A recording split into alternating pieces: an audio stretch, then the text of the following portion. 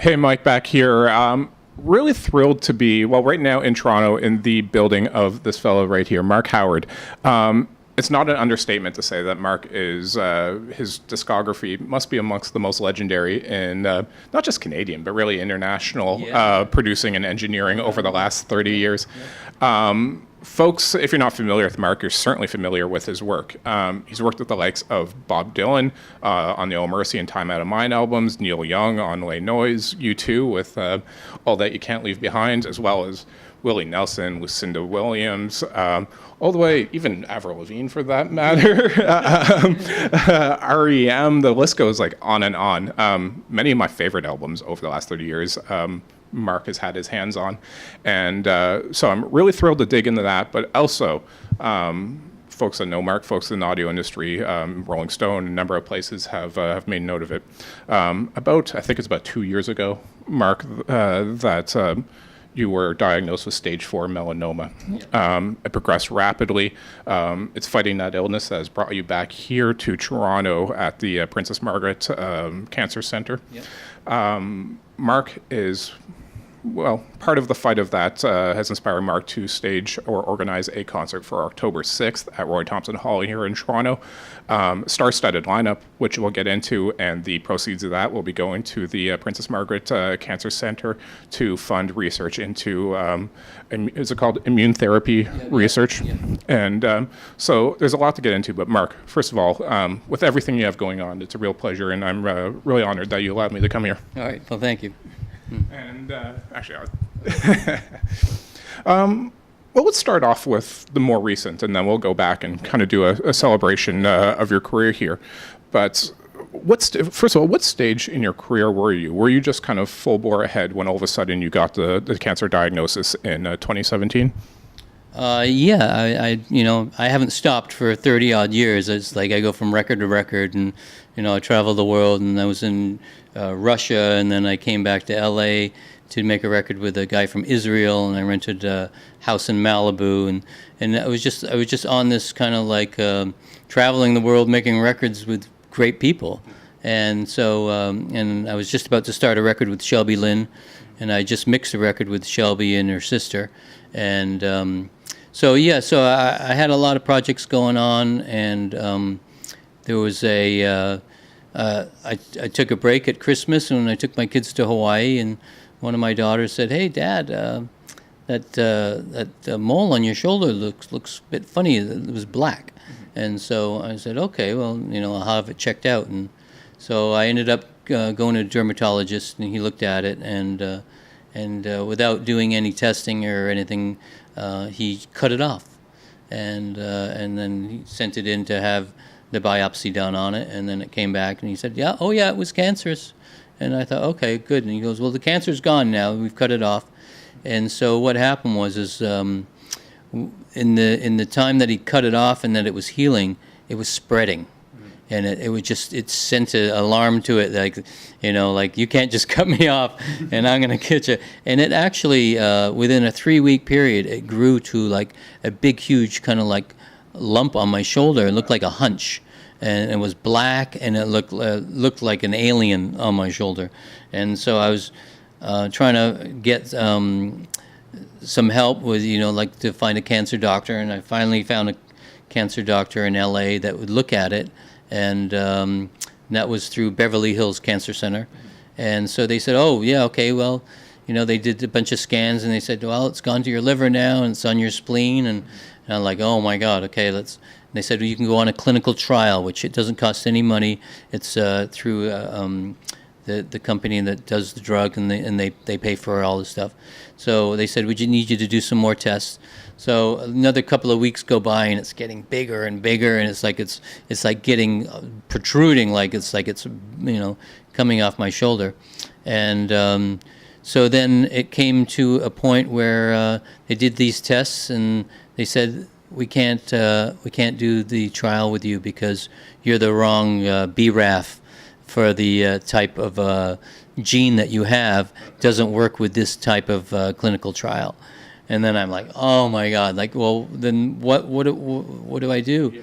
And at the same time, my sister here in Canada, she went to a friend of hers that was dying of cancer. She had lung cancer, and she had been seeing this doctor in Toronto, and this doctor, Dr. Marcus Butler, and he is like the head of like these clinical trials and the immune therapy, and he has like a lab in the basement of the hospital, and he's like a scientist, and he comes up with all of these kind of like things on how to fix it all. And so my sister sent this woman a photo of my tumor on my shoulder and said, when you're next at the hospital, can you show this to the doctor there? And so sure enough, it was the next day, and she showed them the tumor, and Marcus Butler said, wow, this is serious.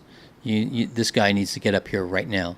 And so I was on a jet the next night, and I flew up here. He looked at it, and started me on this stage. It was kind of like before you can get on the drug I'm on, they want you to try this other drug.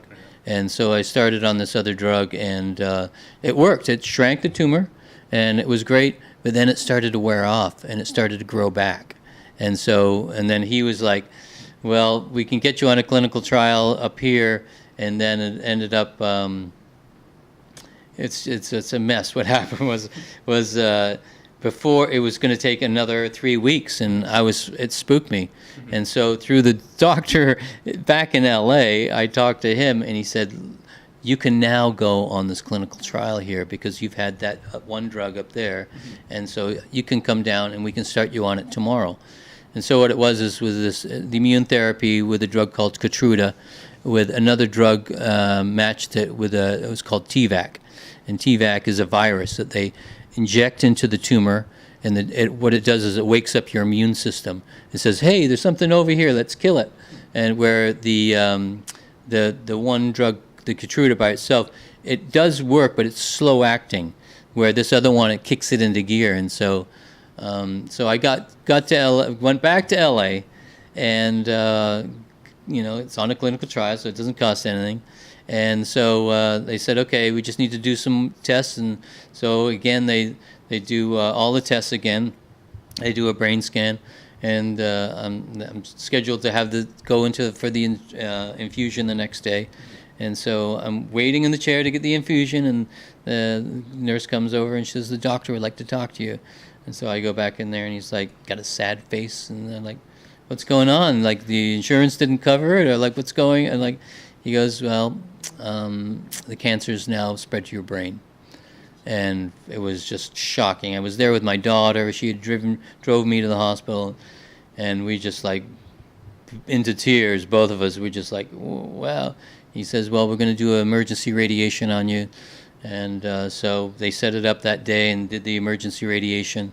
And so I think, okay, great. It's going to get radiated. I just had to put my mind into tack that I'm going to have to deal with this. And so I deal with it, and at the same time they start me on the Keytruda. Mm-hmm. So they do the infusion. And then once it was a 2 weeks period of brain scans. Every day I go in for 5 minutes and get this like complete brain scan or radiation. Mm-hmm. And so that went well, and everything was good. And so I'm on the Keytruda, and then they're about to give me the TVAC, and then that's when it's not on clinical trial anymore. And so then the insurance company that I had, which was like Obamacare, and so they wouldn't agree to giving me the TVAC now. So I'm like, oh no. And so they had the TVAC there in the fridge, and so they kind of did it behind the they weren't supposed to, but they gave me the injection, and it worked. And so it started to shrink the tumor, and it was great. And then I got another dose 3 weeks later, and then after that, then they couldn't give me any more of it. And then so I called Dr. Butler back up, and he said, I can give it to you up here.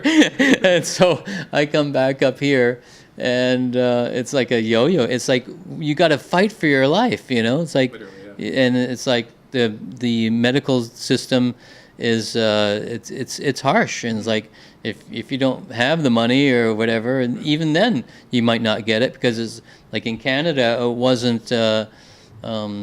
They haven't approved it at that time. So then by the time I got back, it had been approved, and so now that's what I'm on. So I'm on this Keytruda, and it's going well. The tumor shrank. The last tests I had, that it was gone from my liver, and it was gone from the spleen. And so now I'm just dealing with the brain. So I'm about to go back in tomorrow, actually, for a brain scan, and then we're going to see where the brain's at. And then the shoulder has still got... it's still black, but it's getting, the pigment is starting to turn pink again. So it's all working. It's just it's a mind game, and you think you're gonna die, and then you're not, and then you are, and then you're not, and it's like it's a scary deal.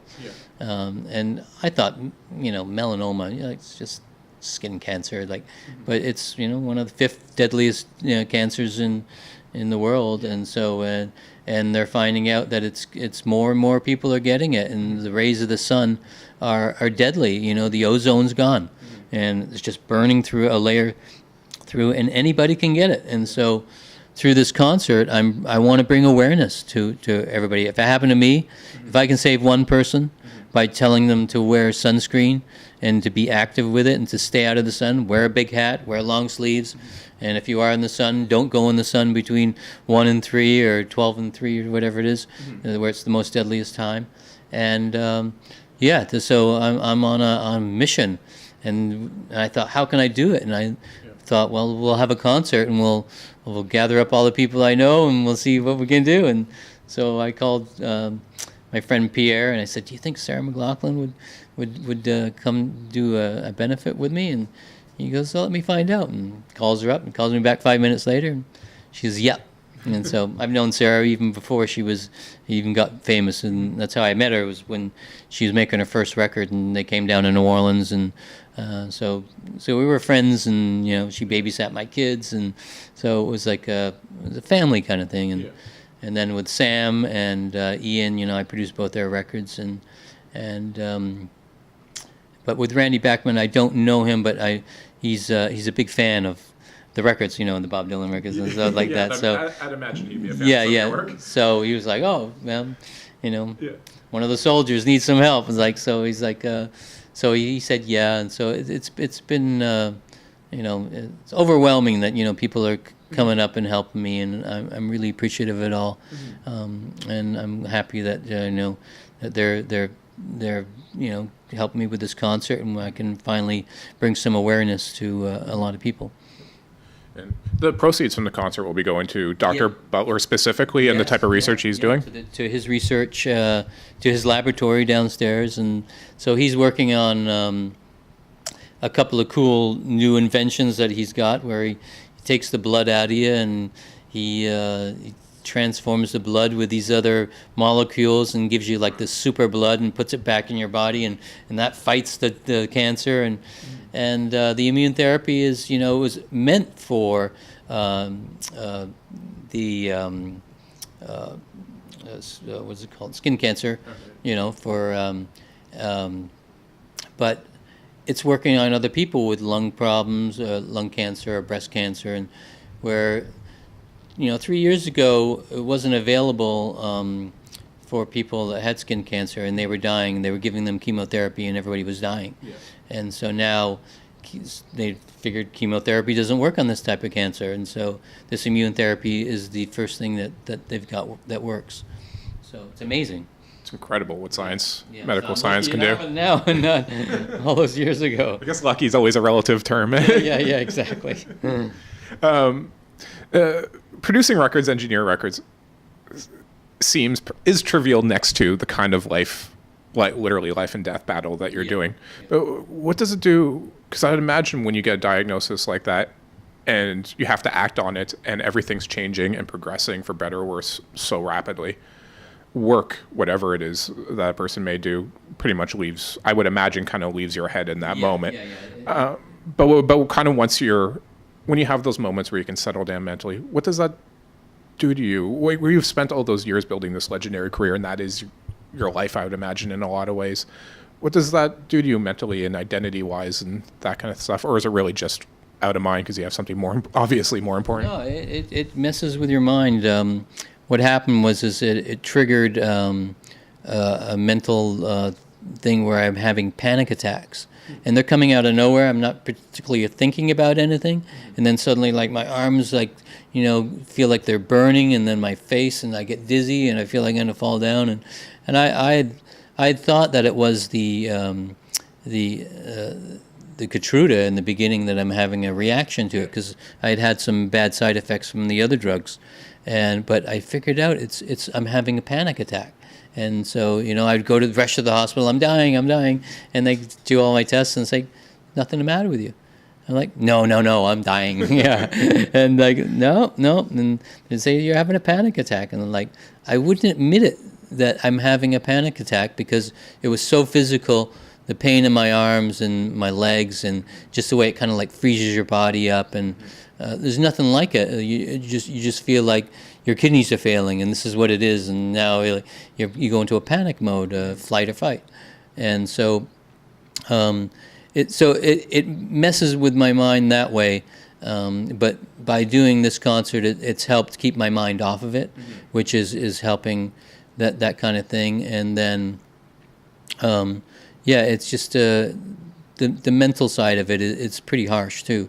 Not many people think, oh, well, you have cancer, but you got to deal with life or death, whether you're gonna, and the reality of it. But I've been going for 35 years nonstop, and I fly around the world, and my sister and my brother are like, you need to slow down. I'm like, well, I got to work, and it's part of my passion too, and I love to do it.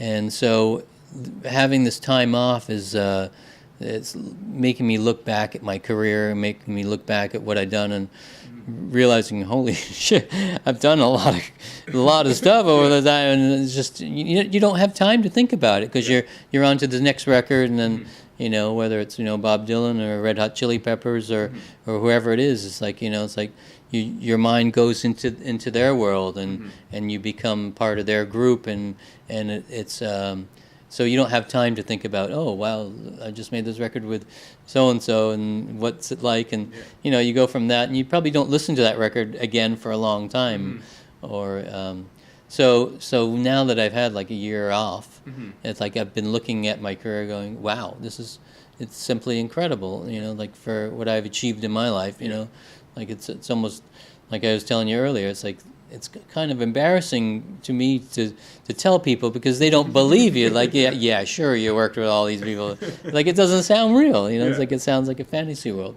So, but in the meantime, like I every time I would make a record, people would say, "So, what's it like to work with Bob Dylan?"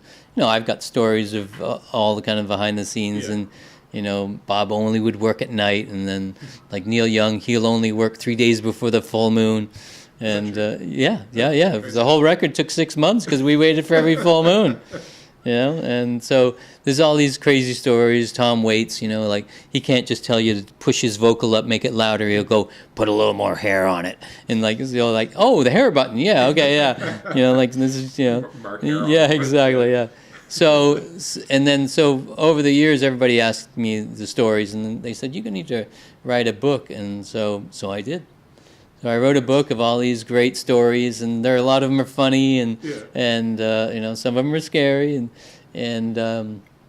but I got a deal here in Toronto with ECW Books, and they're going to publish it, and they're going to put it out next year, and so it's going to come out, and all these stories, fun facts about behind the scenes of making these records that I made that people are probably excited to hear about. That's one I'm going to be eager to read.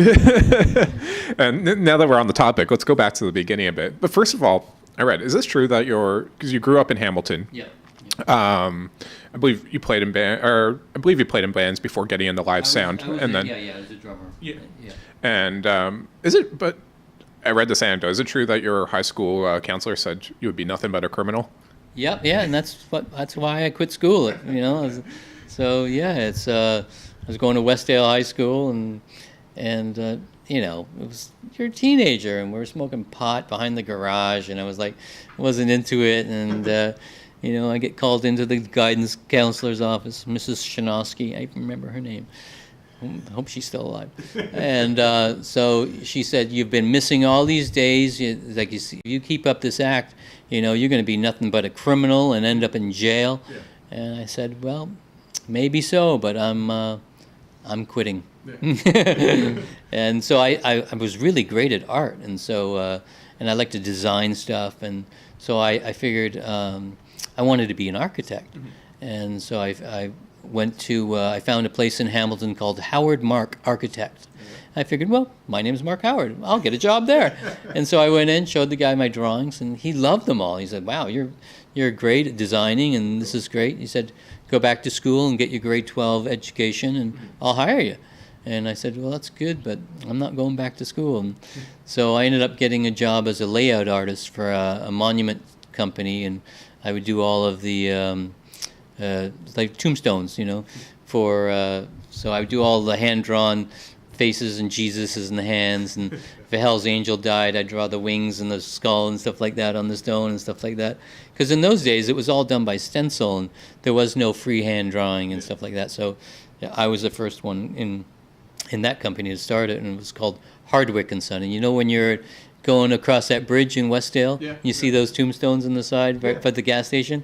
Well, that's where I worked, and so I worked there until I was 19, and then ended up getting a job working for the Frillinetto brothers, and so running with Lou Frillinetto, his PA side, and so I was out on the road, with King Biscuit Boy and all the blues guys in Hamilton, Tim Gibbons, and so so that's kind of how I got my start, and then so I was on the road for a couple of years, and then I was home for a weekend. I was working, in those days it was like tribute bands were huge. So I was working for this like Alice Cooper tribute band, and so my job was to mix the show and then take care of the snake. And they had like this 14-foot long Burmese python. It was my job to pull it out of the suitcase, put it on the guy, run back to the stage, the front of house, and mix the show. And so I was home on a weekend, from that tour, and I got in a motorcycle accident, and I kind of changed my career where I couldn't go on the road anymore, and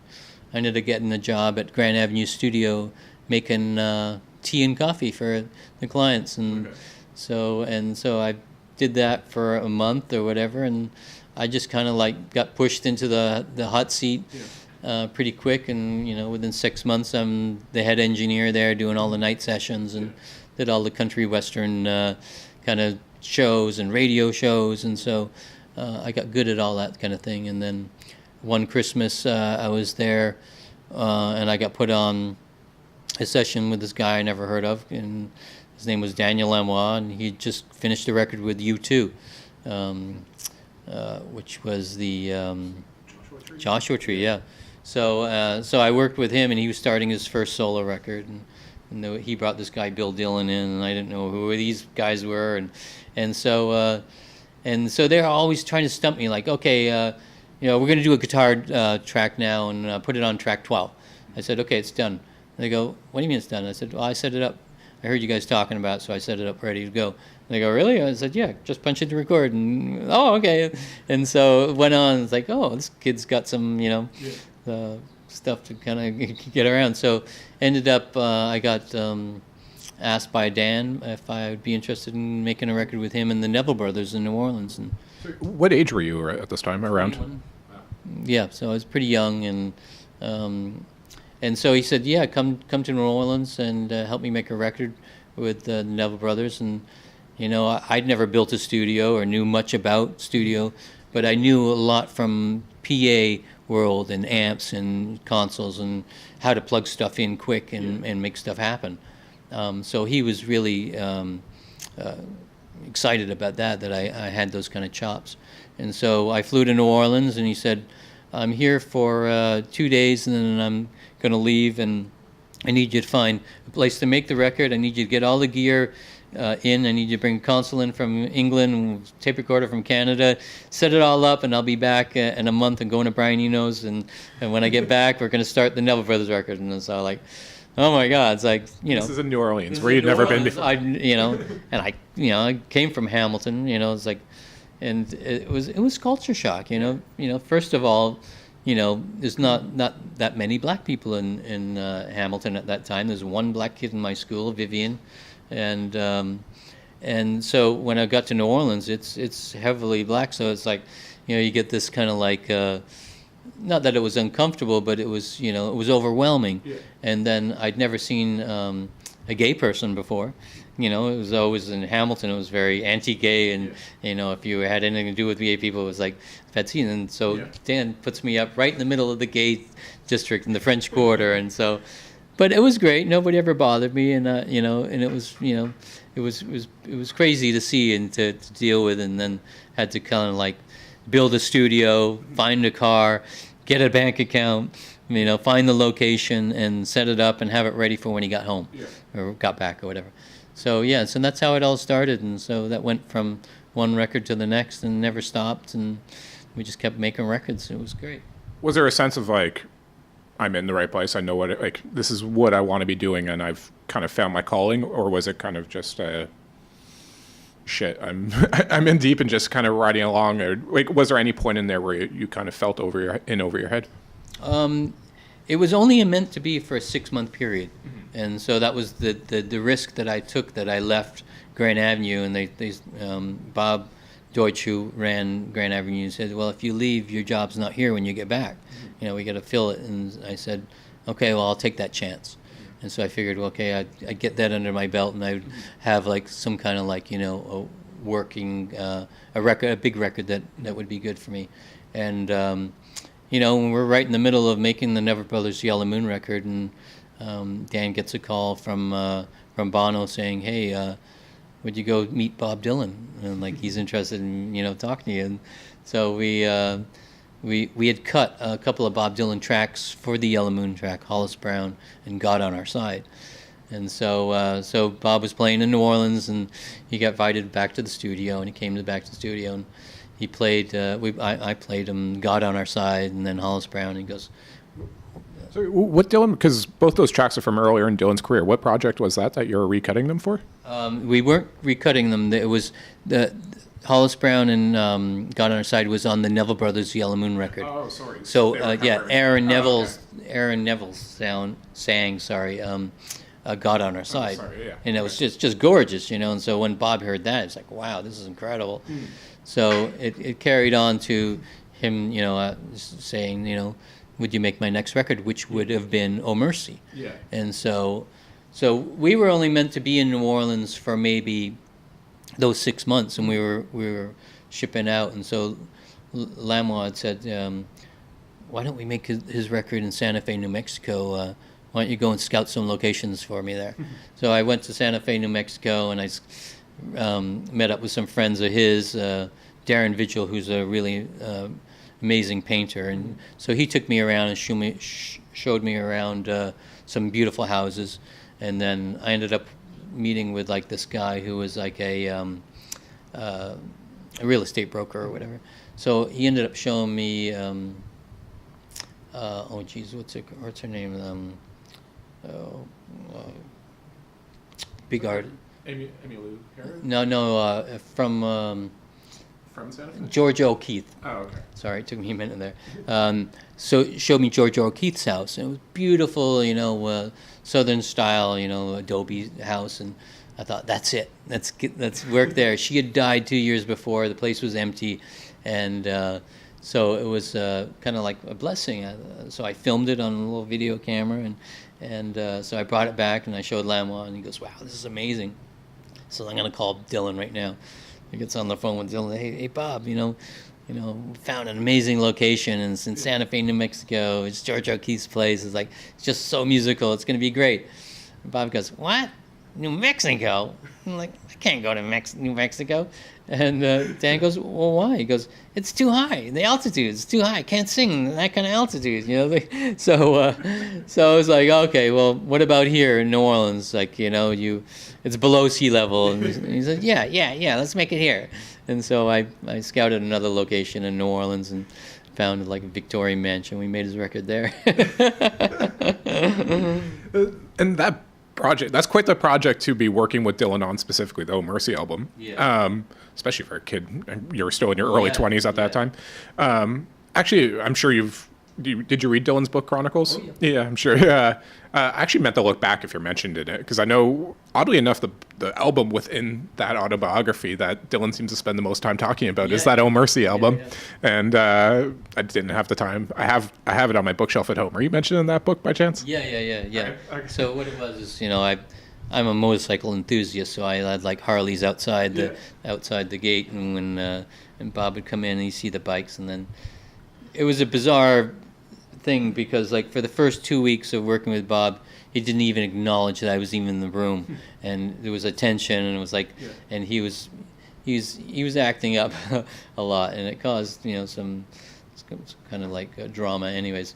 And so it ended up he just came, hey Mark, can you get me one of those? And I'm like, yeah, sure. And so he took the money from his art budget and gave it to me, and I went to Florida on a weekend and found him this beautiful like 1966 Electroglide, and like a police special kind of thing. Yeah. So it was beautiful, and so I brought it back, and so he came to the studio early one day, and he saw it and he said, wow. And so I would take him out every day, and I'd show him some like beautiful roads along the levee, and then through the zoo and stuff like that.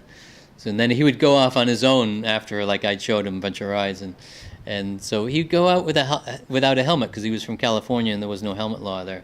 Even after the infamous 66 crash? Oh yeah. Oh yeah. And this is his first bike since then. Yeah. So, and I re-sparked his thing, like, so next thing you know, he's riding around and no helmet on. He comes back and he goes, the police are really friendly around here. I said, why? They're all waving at me. I'm like, they're waving at you because you don't have a helmet on. They're trying to pull you over. So, yeah. It's somewhat infamous for big Dylan fans that Lanois and Dylan had a hot and cold, bit of a volatile relationship in the studio. Yeah. Obviously a productive one. That album ended up being a comeback album of sorts for Dylan, and then you guys, the three of you, worked together again on Time Out of Mind a little less than 10 years later in that. Yeah. But how was that for you as a still pretty green engineer in between this burgeoning super producer in Lanois and this legend in Dylan? Were you just trying to tiptoe around them in a sense? Yeah, it was, Dylan was kind of like in his own world, and Dan, he was hot on his trail, just coming off of, Peter Gabriel's Soul record, and then, the U2 record, Joshua Tree, and so like he was high on his horse, and so so Bob would be goofing off kind of thing, and so I'd put the microphone on Bob, and he'd turn this way, and so I'd put the microphone up here, and then he'd turn this way, and I sat in front of him, and I would just follow him with the mic, like okay, and so and then so he was one day it pissed Dan off, and Dylan was just strumming sloppily and just kind of like, and Dan had this metal dobro, and Dylan wouldn't wear headphones, so I had like two EV wedges in front of him, like you see on a live concert with the speakers, and that's how they would hear themselves. So I would just pump his voice for those, and then Dan just kind of flipped out one day and had a metal dobro and just smashed it right over that monitor, and Bob went completely white, and it was like, spooked. I just kind of got up from the console, walked outside, and and just like it was. Malcolm Byrne was really the engineer, but Malcolm's a keyboard player, so he would play along with them. So I would end up recording some of the stuff too. So it was kind of a freaky thing. Yeah. But it woke Dylan up, and the next day nothing ever was said about it ever again, and then he said my name. And came over and asked me if I could get him a motorcycle, and then, we'd talk about bikes and all kinds of stuff. It's like, so it was kind of like it's kind of nice. It was sad that it took such a thing, and something similar happened on Time Out of Mind too, but nothing got smashed. But there was a tension in the air. When you look at these artists that you've made classic albums with, and are classic artists and people in themselves. People like Dylan, obviously, Tom Waits, mentioned Red Hot Chili Peppers, Neil Young, Willie Nelson. Like I said, I could keep going on and on here. some of which are known as difficult personalities, but do you notice a common, in these truly great artists, is there kind of any commonality, whether it's in their workflows or personalities, or do you just notice any kind of common thread between these special people? It's every one of them got their own little work ethic, and you got to kind of work around what they're, what they like and stuff like that. But the thing that I did notice between all of them, that they're all very well read. They've read the classics, and so and that pokes its nose out every now and again, and especially in some of Dylan's lyrics, like if you're reading like one of the classics and you're like, oh, Time Out of Mind, no, that's where that came from. Like, I thought he had made that up, yeah. And so, but yeah, so that was one thread that I did notice, and then, but they're all, out of everybody I work with, I'm lucky that they're all pretty much down to earth, and Neil, it can be, pretty tricky at times. He's one of those, like I mentioned, that's known to be a bit of a difficult personality. Yeah, and but when you're like this, when you're working with somebody, yeah. All that stuff goes to the side. Yeah. It's like, and you concentrate on the music, and then there's some fun times and laugh, and Dylan would always say, "You think I'm funny, right?" I'm like, okay, yeah. And Neil, and same thing with Neil. Yeah. He opened up, and he was fun and hanging out, and he had this brain tumor where he wasn't smoking pot, and because the doctors told him not to, and at the end of the night I kind of smoked pot just to kind of like get the stuff out of my head so I can go to sleep, and so I gave him a hit of a joint, got him back on the weed maybe, but I think it helped, for like he got stuck and couldn't write a song, and he said, I'm going to go to Hawaii and wait for the next full moon, and Dan would be calling me, how's that song coming? And Neil says, well, I'm sitting over the rabbit hole and nothing's come out yet. And so then he came back to the studio after his Hawaii thing. He said, I wrote this song on this joint, so I put it out because I wanted to record the other part of the song on this joint. So it's a song called Hitchhiker. So he kind of finished it off. So it's kind of nice. And I ended up going on the road with Neil to mix a bunch of his shows, and so it was quite amazing to see the Neil studio and guy, and then the Neil live guy, because on the road everybody's panicking, like, oh, Neil, like they're afraid to talk to him, and like, so he's like, God, and like I just go up to him and talk about whatever, and so everybody in the crew's like, why is he talking to him? Like, like they're afraid. And there's guys that have been on his crew that have never even been on his tour bus, And so I get invited onto the bus after the show, and we talked about, what we thought we needed or whatever. And I come up with a sound for Lanois, which was a sub-harmonizer on his guitar. It's on his acoustic guitar, and it's on his electric. And when he played it, it's like he hit a chord, and I had like these subwoofers in the studio, or like 24-inch, and it would just shake your pant leg, and you're like, whoa, what's going on? I've never felt my guitar do this before. And so it excited him. Yeah. And so when it came time, like, how are we going to do this live? He says, I want you to come on the road with me and teach my live guy how to do this, because this is pretty amazing. And so I got out there, and they had this PA, and they didn't have enough subwoofers, and I couldn't get it to happen live. And I said, look, I need 12 subwoofers aside for these shows. And they said, no, it's an acoustic show. You're never going to get that. Next day I had them. So so it's funny, it's like, when you're in the studio, people are a lot more gentle, and like with Robert Plant, he came in. We were supposed to make a record with Robert Plant and Alison Krauss. It was going to be the next Raising Sand, and but Allison got sick, and so Robert came in by himself, and then Allison came in by herself later on. But we made some amazing tracks with them, but it never came out. Allison got sick, and she had these migraines that she couldn't get rid of and stuff like that.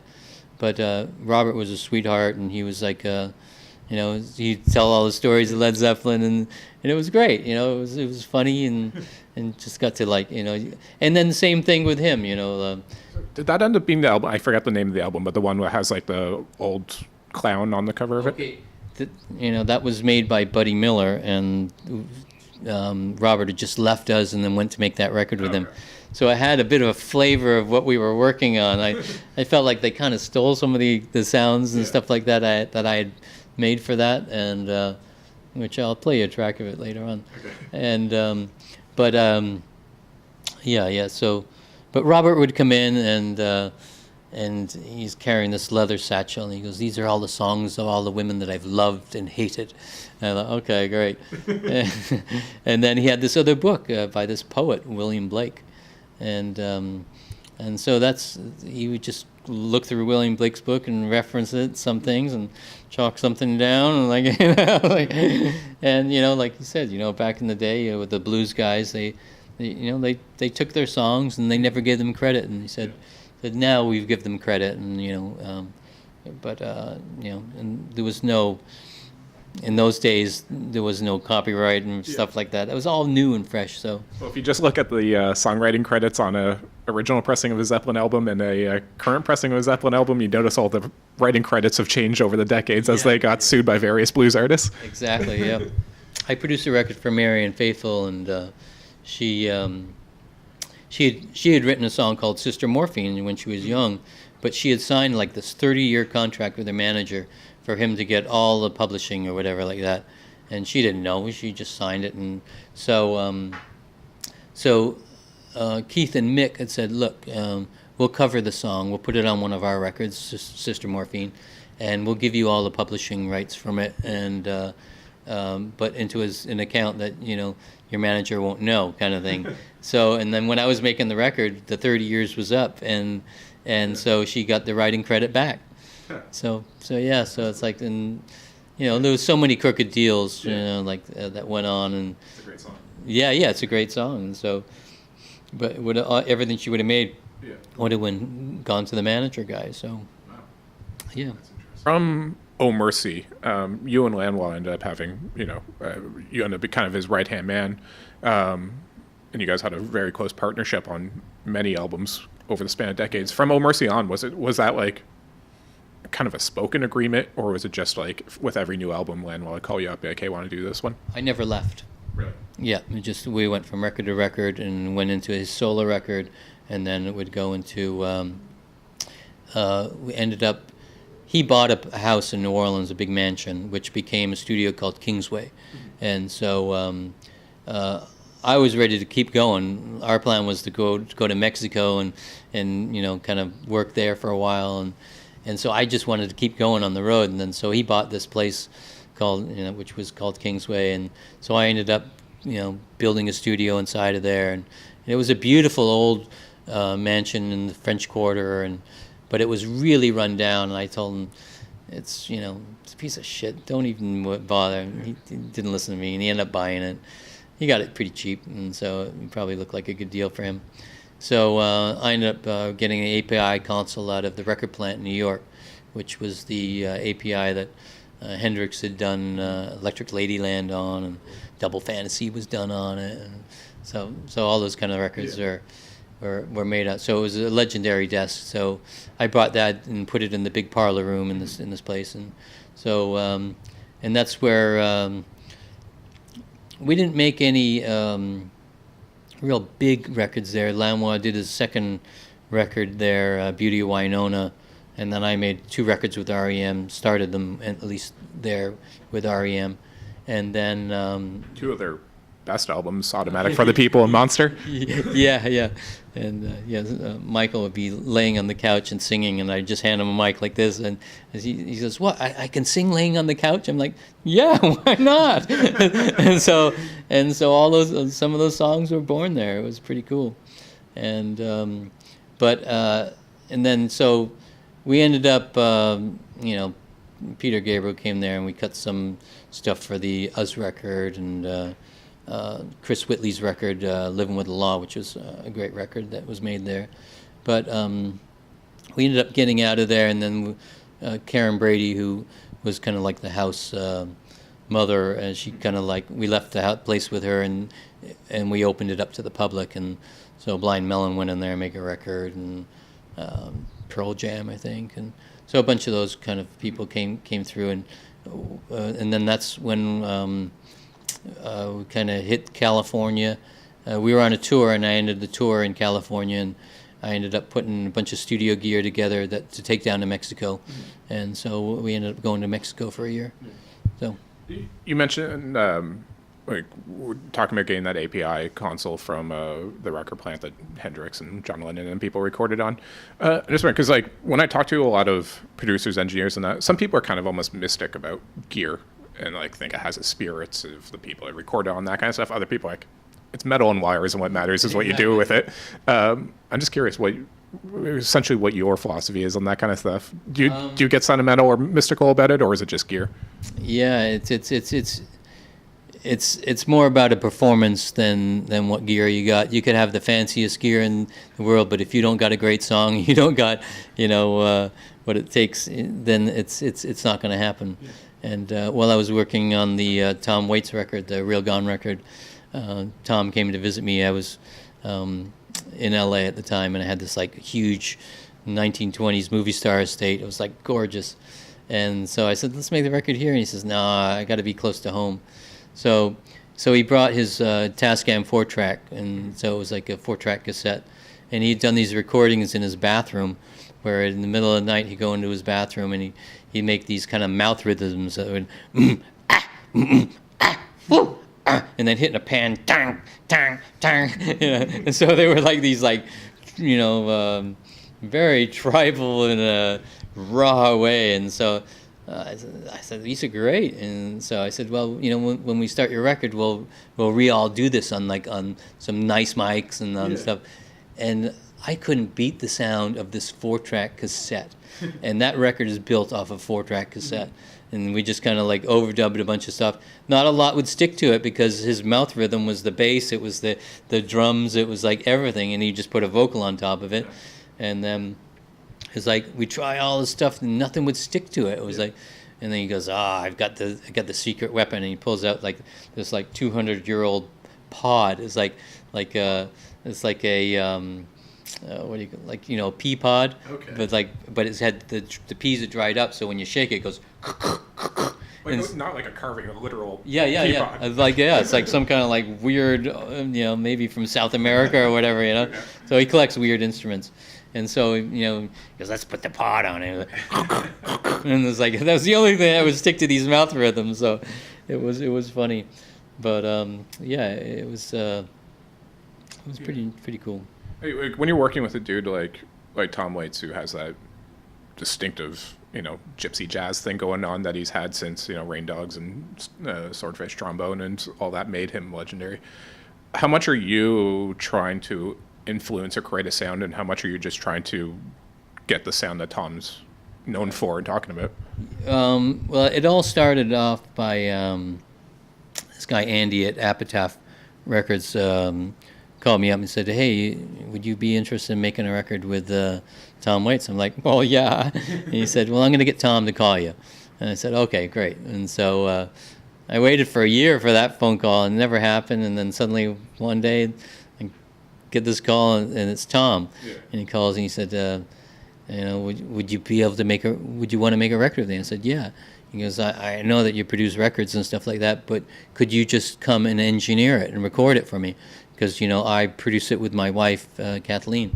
I said, yeah, no problem. It's like, it's I do it all the time, It's like, so I ended up going there and setting up the studio there, and it's in this old little schoolhouse right at the end of the block, or down by the end of his driveway or whatever. And so, we start the record and everything's going good, and I'm just being like encouraging. Hey, Tom, that's great, And then, so then I get this phone call at my hotel at night, and it's Tom, and he goes, Mark, I'm feeling a little bit like you're the pharmacist and I'm the patient, and you're trying to prescribe me Ziaxidane when I need to be on Triaxidil. And I'm like, Okay, I get it. I'll keep my mouth shut. And so he doesn't ever speak in any kind of like normal terms, like, hey, like, cool it, like, I need to find my own way. It sounds like Tom Waits is the image of Tom Waits that It, everyone it, has. he's that guy. He's and he's a great guy to hang around with, and he's funny, and it's an amazing. He's like a. He's always exploring. And the way I set up the studio was in this old schoolhouse, and the console was there, and everybody was kind of just gathered around in the studio. Like, there was no control room or any, like, isolation rooms and stuff like that. And so he able to hear the track and run around the room and, like, grab his pod. Yeah, that works. Where before, he'd have to run into the studio, into the control room, listen, oh, that's not working, run back out, try something else out on the floor, where, and it takes a lot of time to go back and forth and to find this thing, where he was just having a blast, just going around to the organ, no, that doesn't work, how about this, and the piano, okay. So it was cool to see him, like, happy and excited to be kind of in the studio doing that. Your career has kind of happened in unison with the rise of digital recording and digital gear and that kind of stuff. Were you at the forefront of that in the mid to late 80s, going into the 90s, as digital was rapidly developing? But as you listen back, not specifically to your stuff, but just in general of records around that time, those that early digital gear certainly gave a flavor, for better or worse, to recordings of around that time. Were you cognizant of that at the time, and what did you feel about those early digital eras?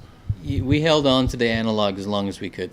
And so I think Time Out of Mind may have been the last of those records, kind of thing. And then we had discovered a machine called the Radar, which it's exactly like a tape recorder, but it's digital. It's warm, it's punchy, it works like a tape recorder, and it's quick. So you can plug your microphone in, arm the track, and record, bang. Where Pro Tools, you got to build a track, do this, bang, and then the computer crashes, and it's just really frustrating to be in there with an artist, and, well, hey, hang on a second, we're gonna get this thing. So it wasn't really tuned in those days, and then people would sold their 2-inch machines and bought ADATs and that kind of thing, but they weren't great for editing and stuff like that. So digital kind of came in around 98 for us.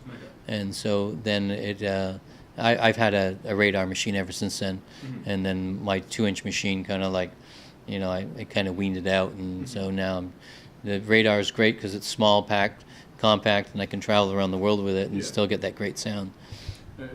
You and Lanois are known for recording anywhere but a studio, it seems, in a lot of ways. And you've mentioned a few of those places now. Like, was that Lanois'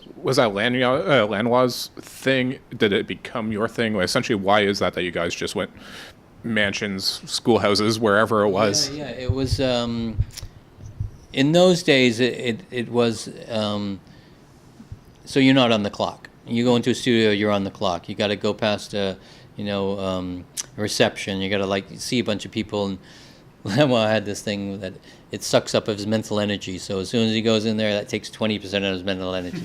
And they do this. And Bob Lanois told me the reason why I got the job with Dan was because I was skinny and I was able to come into the room without taking anybody's mental energy. So I was like a ghost, I could swift in and whiffed out and wouldn't disturb anybody. Said, but if you're a big fat guy, you wouldn't have got the job. I'm like, great.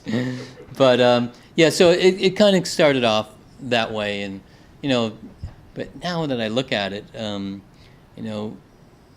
had been doing this since I was 13 years old in my parents' basement, and I had took ping pong table, made that into a drum riser, and I had couches and posters all over the walls, and I decked it out, and so it was like kind of the clubhouse, but that's where I play with my friends and bands and stuff. So it's, and then it kind of once I started working for Dan, and then it would just seem like a natural, and that we just kind of rent places and for 6 months or a year, and then that turned into a thing where Dan didn't want to do it anymore, but I wanted to keep it going. So he said, well, let's make a deal. I'll supply the gear and you supply locations. So that's it started after Mexico. We came out of Mexico, and then that's I went to San Francisco, and I rented this amazing place in the Market District, and it was like a 3-story warehouse, and the top was one big open span and with skylights, and then the second floor I turned into like apartments for musicians to sleep in, and then the bottom floor was gear storage and motorcycles and car parking. And so that was the beginning of our kind of shared kind of thing, and then that led on to the Teatro, driving up the coast from LA, and I saw the Teatro, and I told Dan about it, and then he drove up and had a look at it, and so I ended up renting the Teatro, and it was like a old 1940s Mexican porn cinema. It was like soft porn, it was like those carry-on movies in English and stuff like that. So they were risky, but not real porn. And so I got my assistant, Wayne Lorenz, we call him Wayne the Brain. And I said, I was in Frisco, and I said, Wayne, you're going to go down to the Teatro, and I want you to take all the seats out and build a deck in the middle. And so he did. He went down, and I got him a pickup truck, and he was living with a friend of mine and stuff like that. And so he kind of did all the renovations, and then I got out of San Francisco, and then that's how the Teatro started. The Teatro is an amazing musical environment, because you're in this theater and you're in the middle, and everything was always set up like there'd be a grand piano there with the mics on it always, drum sets always mic, so you could just walk around the room, play any instrument, and record it instantly, So and a lot of amazing things. The Sling Blade movie soundtrack was the first thing that we kind of did out of there, and then Willie Nelson was done. Teatro record was done in there, and we finished the Time Out of Mind, and I did the Red Hot Chili Peppers in there, and Chris Whitley record, and so it was just like a really amazing kind of musical situation. So Before we were recording, you're mentioning, speaking of Time Out of Mind, that you for a long time weren't happy with the sound of that record, which is ironic both in the sense that it was won a Grammy and is one of Dylan's most critically acclaimed albums of the latter half of his career.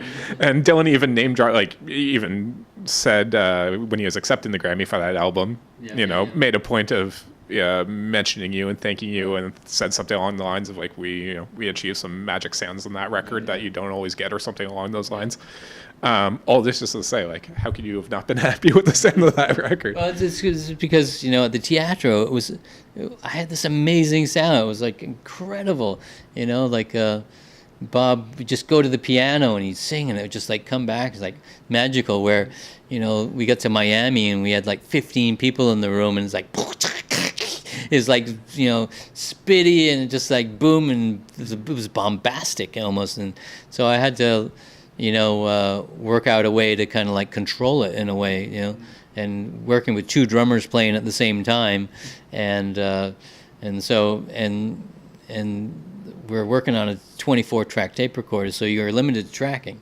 So I had to like just use a stereo mic between the 2 drum sets, and then just mic each kick drum, and that's the drum sound. Yeah. And so and then Bob wouldn't wear headphones, so I'd have like monitors, like the speakers in front of him, so he could hear himself. And then I had this thing called the vocal amp. I invented this sound for that record, where I would take the vocal mic and I'd pump it through like a little Tube Screamer guitar pedal, and then that would go into like a little tweed amp, and then so I have this like distorted voice in there. So I'd have his clean voice on a channel, and I have the amp vocal on his channel. We call it the amp vocal. And so we come back into listen in Miami, and he goes, what's the percentage of amp to clean vocal? And I said, it's all 50-50. He goes, make it 60-40. He wanted dirtier than the cleaner. And so when you listen to that record, it's like the vocal is pretty cool sounding, And it started a trend, people overdriving the vocal, and, next thing you know, everybody's doing it. And so, but I kind of started it. How quickly, say with actors, for example, there's often the notion that like, it's, what's the saying, like one for me, one for the studio kind of thing. I'd imagine engineers, producers kind of have a similar dynamic where it's like, you have to work, you have to pay the rent or whatever, with the kind of albums and artists you worked with early on. I would think that you pretty quickly were able to pick your projects. But is that correct? And how did you Like, what goes into picking what you want to do? Most of the picking is, well, first of all, a lot of the work comes from word of mouth. So and so heard the Bob Dylan record, and Lucinda Williams, I made a record with her. Her favorite record was Time Out of Mind, and so she called me and asked me if I'd make a record with her. So a lot of times it was a lot of that kind of stuff, where I'd have to turn down a lot of stuff that wasn't that interested in making, but they really wanted to make it with me, and sometimes I did have to pay the rent, and I admit I did maybe make a couple of records I may not be talking about. That's why I mentioned the Avril. You worked on Skater Boy, the monster hit by Avril Lavigne.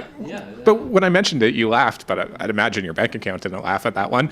But like, how does that happen? Unknown. Like she was, what it was. My manager at the time had this other production team called The Matrix, and one guy was the writer, the woman was the producer, and they had a programmer, and that was the sound of her record or whatever.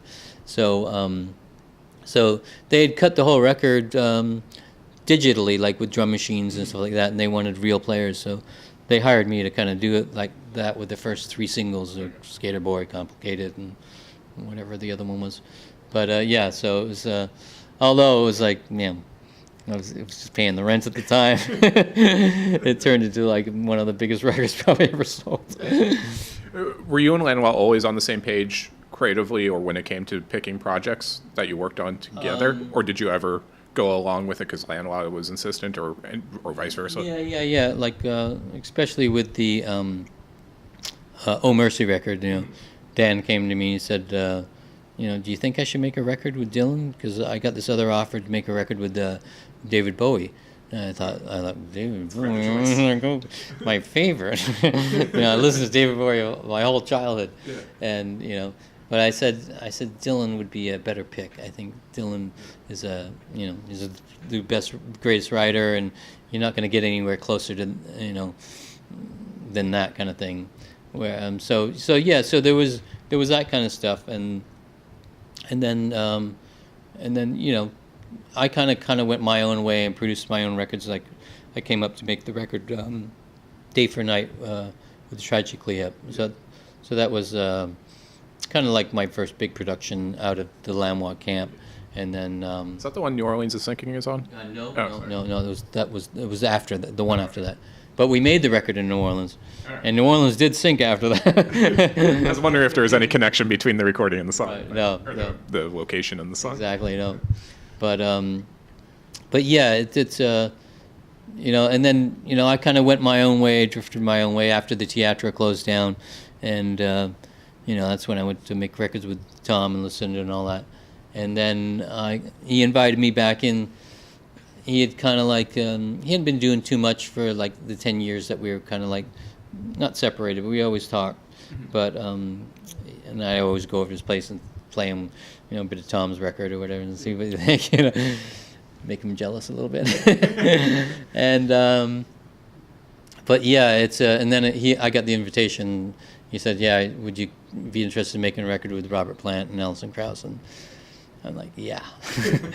And, Robert Plant was the biggest hero ever, so like I kind of got back into the camp, and then that turned into a Black Dub record, and then to the Neil record, and then that kind of and then after that I kind of closed the door again, and that's when I got sick, and so then bang, you start looking back at your life going, holy shit, I've done a lot of stuff. and we kind of come full circle now. Now that you are looking and feeling stronger, and things are, at least the trajectory of your illness is going in the right direction right now, are you dipping your toe back in the water, so to speak, work-wise? I'm not ready yet, I don't think. I feel... I just ask because you have the setup here. And I am, doing a little bit of work with some friends and stuff like that, and mixing a couple of tracks for some people. But I don't feel like I'm ready to jump into a whole record, and I've had a bunch of invitations, and I've had to turn everybody down. And so I just want to be clear of, not having to think about it and that kind of thing. So but yeah, it's funny enough. The music is the thing that's keeping me going, and it's part of my healing process. And even though I don't want to get into a record, I'm still working on music and doing a bunch of stuff with it. And so I think, yeah, it's part of my healing process. I guess just to close it off with something for the audiophiles and studio folks, because we're sitting here. This is a setup that you said you've brought around the world with you and used on countless recordings. I'm looking at the radar and the Tascam console here, but do you mind if we just go through it a little bit? Yeah. The brains of the operation is sitting right behind you, which is the radar machine. But underneath that, what it was is Bob Lanois, who's Daniel Lanois' brother, had kind of designed a preamp in the early days. And so I had come up with, my sister and her husband run a cable company in Burlington called BHG Cables. And so they make all kinds of cables for like the space arm and medical devices and, detectors when you go through the airport and all that.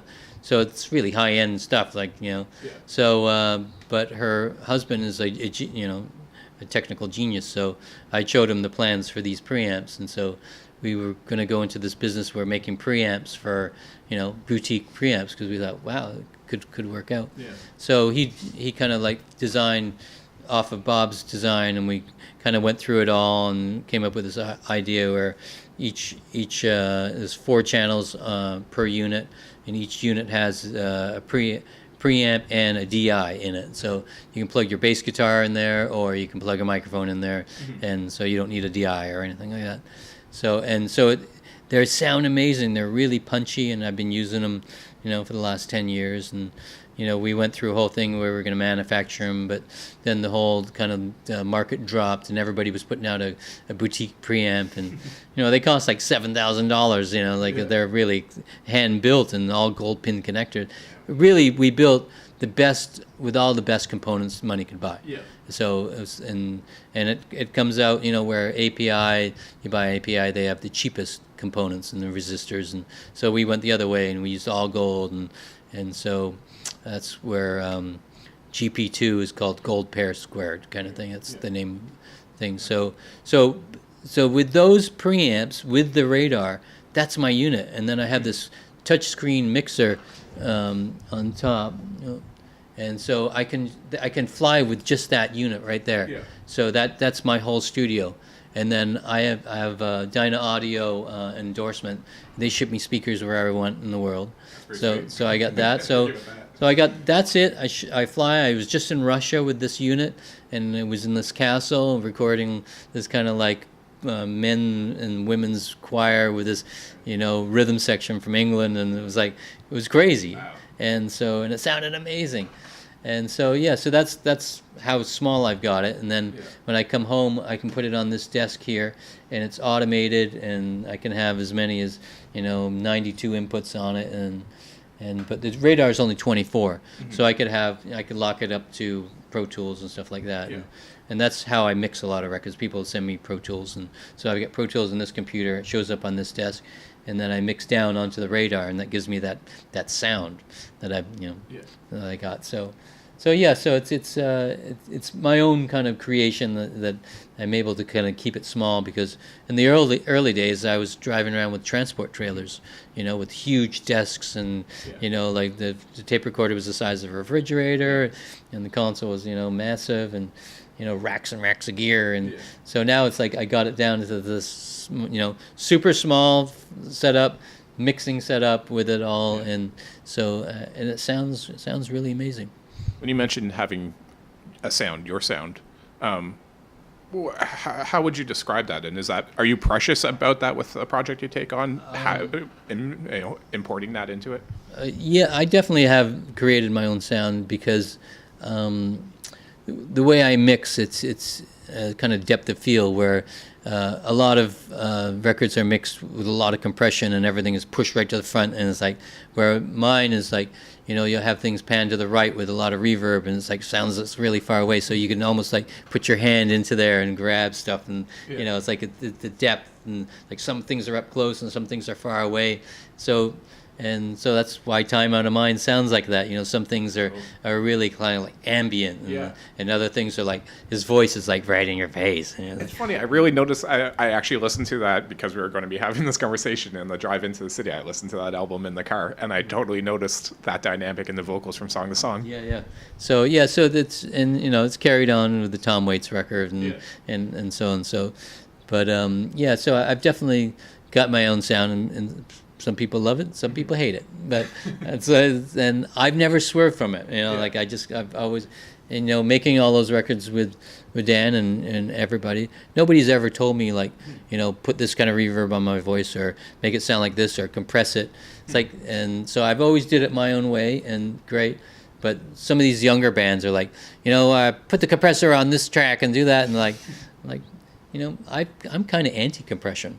I am the compressor, and so when I mix it, things are dynamic, and I bring things up and down and back and in and out, and so it's me doing it. Where with a compressor, it's like it's at the top and everything is squished, and like it's and that's kind of like the sound that people are familiar with. Yeah. But you know, on all these modern records, but I think.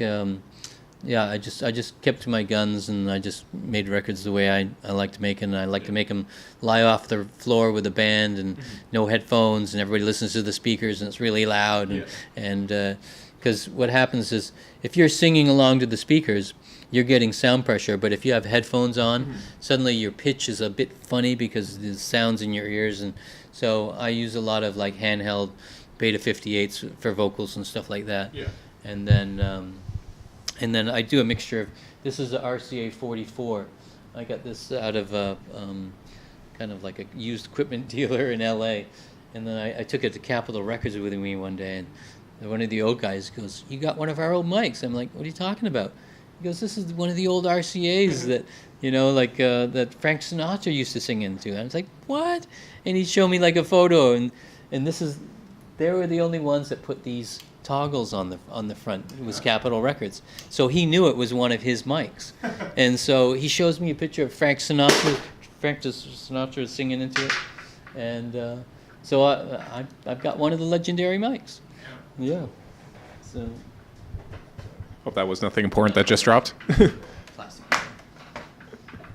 Well, Mark, I could stay here all day asking you questions about all the folks you worked with and all the stories behind the scenes, which I guess is just all the more the reason to read your book when it comes out. Yeah, exactly. And but just to remind folks, October 6th, the concert at Roy Thompson Hall in Toronto, all proceeds are going for Dr. Butler's research in immune therapy to fight cancer at the Princess Margaret Cancer Center here in Toronto. Who's it? Sass Jordan, Randy Bachman, Sarah McLaughlin. Names are escaping. Ian Thornley, Sam Roberts. I believe there's also some to be named special guests. And so that will be a hell of a show. It's going to be amazing. So. Are there still tickets available? It's close to selling out, so you're gonna get tickets. Get them now. Okay, go to Roy Thompson Hall's website there to pick them up. Get them at Ticketmaster. Yeah. There you go, or Ticketmaster. And Mark, this has been an honor and a pleasure. I've loved this. It's great. You made it easy on me. Thanks. Cheers.